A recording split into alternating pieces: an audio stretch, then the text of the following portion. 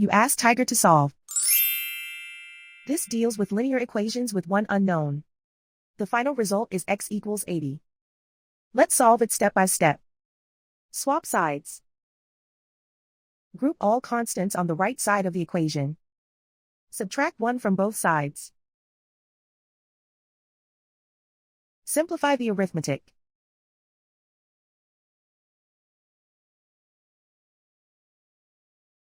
Isolate the x. Multiply both sides by inverse fraction 10 over 3. Group like terms. Multiply the coefficients. Simplify the fraction. Multiply the fractions. Simplify the arithmetic. And so the final result is x equals 80.